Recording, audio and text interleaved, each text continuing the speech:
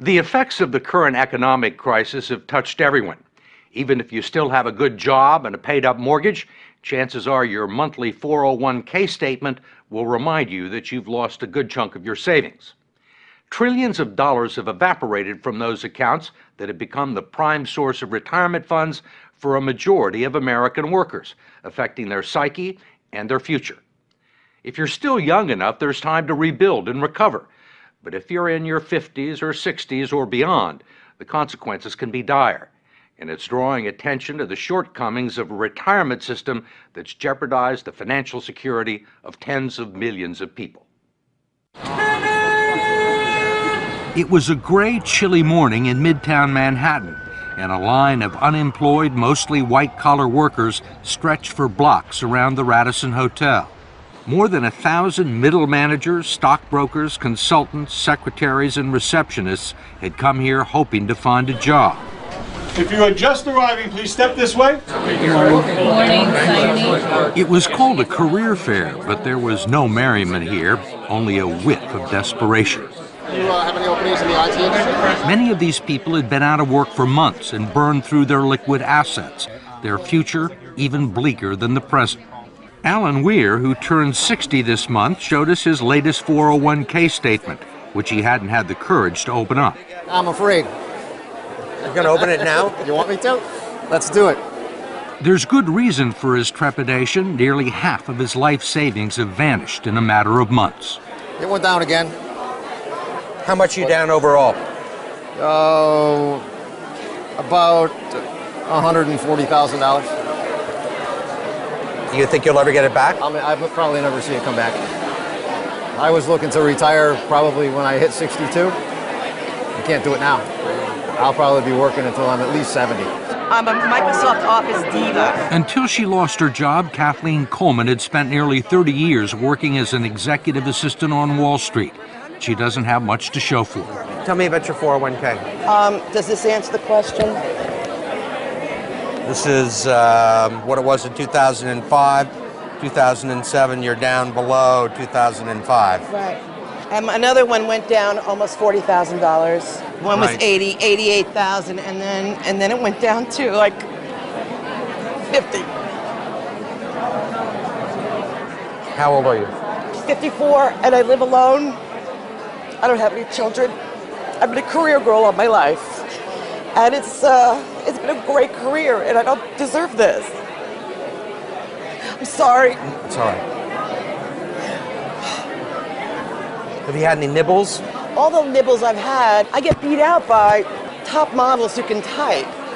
And I have experience and dedication and loyalty, and I can make any boss shine. I can. If you're out there, I'll relocate anywhere for you. What, psychologically, what does this piece of paper do to you? Oh, it crushes any rest I may get when I'm 65. I'll have to work for the rest of my life. The saddest part of this story is that it's being repeated all over the country. In eastern Pennsylvania, 59-year-old Iris Hans lost her accounting job and half of her 401k investments. She's now back in the workforce as a part-time cashier in a grocery store. Your debit card? You have a great day. In Dearborn, Michigan, Terry and Donna McNally are barely holding on. He lost his sales job in August. The condo they bought 15 years ago is worth less than their mortgage, and 40% of his 401k retirement savings is gone. Donna is the main provider now. Let me hear you count to 10. Can you count to 10? 1, 2, running a daycare center out of their home. 6, 7, 8, 9, 10. Are you here for Joan? Yes. Terry considers himself fortunate to have found part-time work greeting the bereaved at a funeral home and making lattes at Starbucks. There you go. Where colleagues young enough to be his grandchildren have taken him under their wing. What's the hardest part? I'm no longer sitting in a computer or driving in a car to a call. You know, suddenly I'm standing for 4 to 6 hours and greeting people or making drinks or trying to learn the process and the food business thing, which is very difficult. It's tough, but I'm proud of him. At his age, to be doing what he's doing. The 401k drop was tremendous, is tremendous at this point in time, and that's where the savings was. That's our hurt right now. We can't live our vision of our dream of retirement. That's the worst part. Many people can't. And what was your dream? Our dream was to have a log cabin up north, Leland area, and just live a nice, quiet life. And we can't do that. You think you'll ever be able to retire? I don't No. see that day. Can no longer see that day. What kind of a retirement plan allows millions of people to lose 30 to 50% of their life savings just as they near retirement? David Ray, president of the profit-sharing 401k Council of America and a lobbyist for the 401k industry, says it's one that empowers people to make their own investment decisions. 401k is the absolute best way people can save for retirement. They absolutely are the best retirement vehicle we have. How can you say it's the best available if it has let down tens of millions of people at the time they need the money the most? That's not a 401k problem.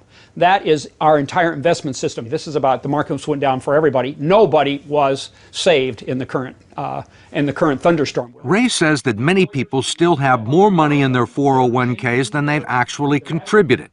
He says everyone had multiple investment options, including low-yield guaranteed returns, and he believes people who lost money have no one to blame but themselves. In America, it's a society based on freedom and choice and personal responsibility. We need to help them understand these responsibilities and execute them to the best they can. 401k is part of that. There are no guarantees. What about the people who are 63 or 64? A lot of those people were thinking about retiring. Well, and now they aren't. Well, I mean, a lot of them were retired and have to go back into the workforce. Well, but that was not a 401k problem. That's an investment system problem. The markets go up and down, and if those people chose to take equity risk, there was a logical outcome. But in fact, the 401k plans that have become the primary source of retirement income for 60 million Americans were never designed to be retirement plans in the first place. They were created in the late 1970s as a savings plan and tax shelter for ordinary Americans. The idea was that workers would make voluntary contributions and employers would match a portion of them. The taxes would be deferred until the employee reached the age of 59 and a half. It was supposed to supplement the two traditional income streams for retirees, Social Security and pensions, one leg of a three-legged stool that would support American workers into their golden years. But it didn't turn out that way. The three-legged stool, if you will, has gone to two legs, and it's wobbly, and it's wobbling, and I'm not sure that it's going to support anything. And that's the scary part, and people are afraid. Brooks Hamilton has helped design retirement plans for some of the country's largest corporations. He says 401ks turned out to be so much cheaper than funding pensions that many companies decided to freeze their pension plans and replace them with 401ks. The decision created millions of new employee investors for Wall Street and the financial community, and they pounced on the opportunity. If you go back and track the mutual fund growth in assets, and you track the growth in 401k plans, it looks like a railroad track leading to the sky. They are parallel tracks. So the big beneficiaries were the mutual funds. That's right. That's correct.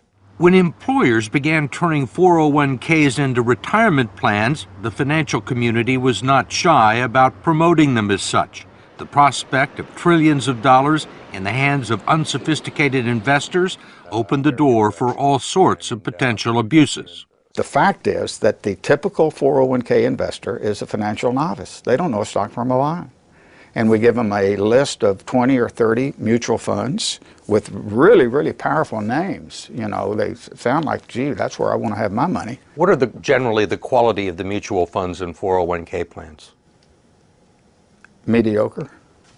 I'm going to be real honest with you. With half the funds on the list, really dogs, what people would characterize as dogs, shouldn't be on the list to start with. There clearly has been a raid on these funds by the people of Wall Street, and it's cost the savers and the future retirees a lot of money that would otherwise be in their account, independent of the financial collapse. Representative George Miller of California is chairman of the House Committee on Education and Labor and a staunch critic of the 401k industry, especially its practice of deducting more than a dozen undisclosed fees from its clients' 401k accounts. Now you got a bunch of economic wizards jumping in and taking money out of your retirement plan, and they don't want to tell you how much. You can't decipher it in simple English, and they're not interested in disclosing it or having any transparency about it. And most of the people that look at their 401ks have no idea that these fees are being taken out. No. Where would you find it? Where would you find these fees in this prospectus? You can look on any page you want, and when you're all done reading it, and you will find some of the fees and the commissions here, but you won't find them all, and I bet you won't find half of them. There are legal fees, trustee fees, transactional fees, stewardship fees, bookkeeping fees, finder's fees, and the list goes on and on.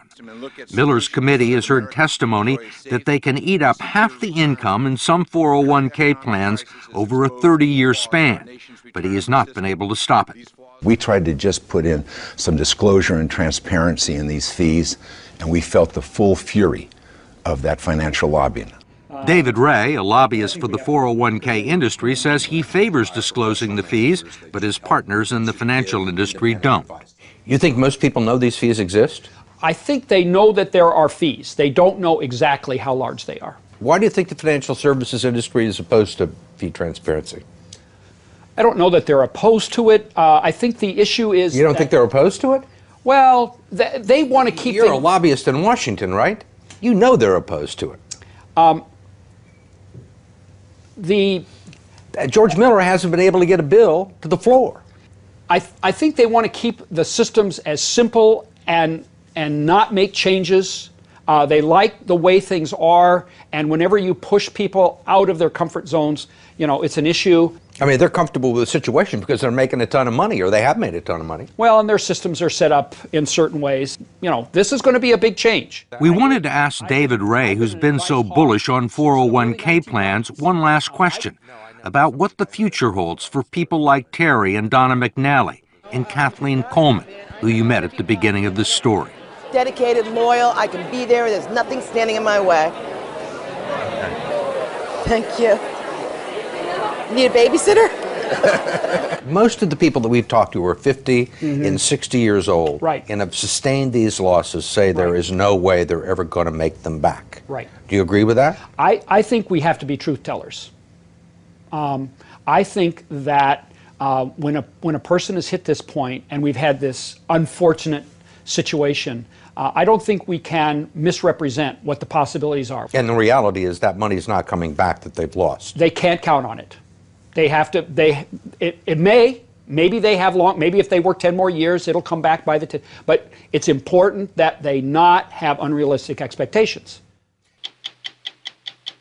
For more information on your 401k, go to 60minutes.com.